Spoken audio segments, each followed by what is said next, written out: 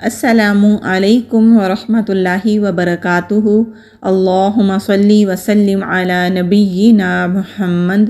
آپ صلی اللہ علیہ وآلہ وسلم نے فرمایا، دعا روک دی جاتی ہے یہاں تک کہ محمد صلی اللہ علیہ وآلہ وسلم پر درود پڑھا جائے۔ درود پڑھنے کے کون کون سے مواقع ہیں، یعنی کہ ہم کون کون سی جگہوں پر درود پڑھ سکتے ہیں؟ نبی کریم صلی اللہ علیہ وآلہ وسلم کا نام سنتے ہی جب بھی آپ صلی اللہ علیہ وآلہ وسلم کا نام سنا جائے تو درود شریف پڑھا جائے۔ آپ صلی اللہ علیہ وآلہ وسلم نے فرمایا، جس کے پاس میرا ذکر کیا گیا تو وہ ضرور مجھ پر درود بھیجے۔ صالحین رحمہ اللہ کہتے ہیں کہ جب آپ صلی اللہ علیہ وآلہ وسلم کا ذکر ہو تو اس کے فوراً بعد درود پڑھنا چاہیے، یہاں تک کہ اگر وہ اس میں یعنی کہ درود پڑھنے میں تاخیر کرے گا تو اس کی مذمت کی جائے گی۔ فرض نماز کے پہلے اور آخری تشہد میں درود پڑھنا، یعنی کہ دونوں تشہد میں درود پڑھنا چاہیے۔ فرض نماز کا جو پہلا تشہد ہے اس میں بھی درود شریف پڑھنا مستحب ہے۔ اسی طرح دعا مانگنے سے پہلے اللہ تعالیٰ کی حمد و ثنا کے بعد نبی کریم صلی اللہ علیہ وآلہ وسلم پر درود بھیج کر دعا کرنی چاہیے۔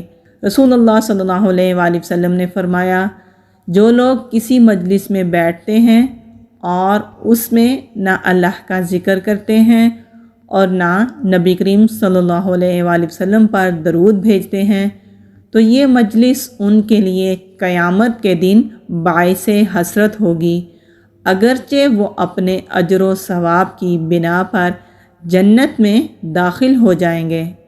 آپ صلی اللہ علیہ وآلہ وسلم نے فرمایا، جمعہ کے دن اور رات کو کثرت سے مجھ پر درود پڑھا کرو، پس جو شخص مجھ پر ایک دفعہ درود پڑھے گا تو اللہ تعالیٰ اس پر 7 رحمتیں نازل کرے گا۔ اور یہ ہم سب ہی جانتے ہیں کہ اللہ کی رحمت کے بغیر ہم جنت میں بھی داخل نہیں ہو سکتے، اس لیے ہم سب کو اللہ تعالیٰ کی رحمت کی بہت زیادہ اشد ضرورت ہے۔ نماز جنازہ کی دوسری تکبیر کے بعد بھی درود پڑھنا چاہیے۔ قنوت نازلہ پڑھتے وقت درود پاک ضرور پڑھنا چاہیے۔ حضرت علی رضی اللہ تعالیٰ عنہ کہتے ہیں کہ ہر دعا روک دی جاتی ہے یہاں تک کہ حضرت محمد صلی اللہ علیہ وآلہ وسلم پر درود پڑھا جائے۔ اب یہاں پر یہ بھی سوال ہے کہ درود کون سا پڑھنا چاہیے؟ درود وہی پڑھنا چاہیے جو کہ نبی کریم صلی اللہ علیہ وآلہ وسلم نے اپنے صحابہ کرام علیہم اجمعین کو سکھایا اور اپنی امت کو سکھایا، جو کہ ہم نماز میں پڑھتے ہیں اسے درود ابراہیمی بھی کہتے ہیں۔ اس کے علاوہ بھی احادیث کی کتب میں جو درود ہمیں ملتے ہیں ہمیں صرف وہی پڑھنے چاہیے، بنے بنائے جو لوگوں نے خود درود ایجاد کیے ہیں ان درود کو نہیں پڑھنا چاہیے۔ اللہ تعالیٰ ہمیں صحیح سمجھ بوجھ عطا فرمائے اور ہمیں توفیق عطا فرمائے کہ ہم ان تمام مواقعوں پر درود ابراہیمی کو پڑھ سکیں۔ آمین۔ السلام علیکم ورحمۃ اللہ وبرکاتہ۔